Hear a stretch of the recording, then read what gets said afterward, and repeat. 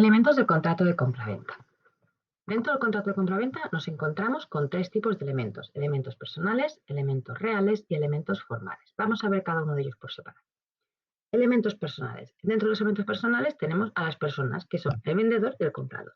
El vendedor es una persona que puede ser física o jurídica, puede ser una sociedad también, que entrega el bien del objeto del contrato y por el que va a cobrar un precio.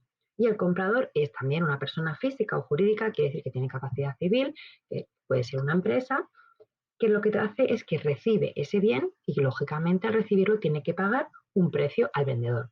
Por lo tanto, tenemos que los elementos personales son vendedor y comprador.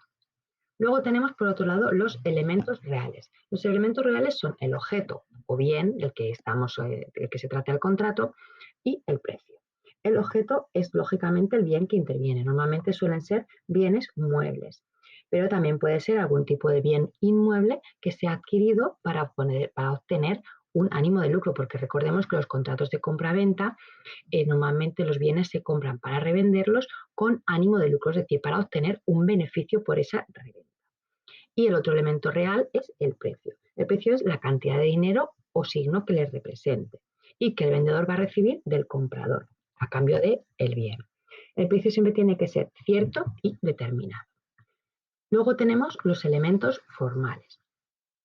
El contrato de compraventa realmente de lo que nace es del acuerdo de la voluntad de dos partes y a veces no es necesario establecerlo de una forma especial. Los contratos de compraventa pueden ser tanto escritos como orales, aunque lo más habitual siempre es hacerlos por escritos. Podemos decir que un contrato se perfecciona, es decir, que empieza a generar esos derechos y obligaciones que tiene tanto el comprador como el vendedor, que veremos más adelante, empieza dijéramos, a generar esos derechos según el tipo de contrato que sea, de esas dos formas. Si es un contrato escrito, mediante la firma de ambas partes. Y si es un contrato oral, mediante ese acuerdo, pero tiene que ser ante testigos. Esa es la manera de lo que hemos dicho, de que empiece a generar obligaciones para ambas partes y derechos, tanto para el vendedor como para el comprador.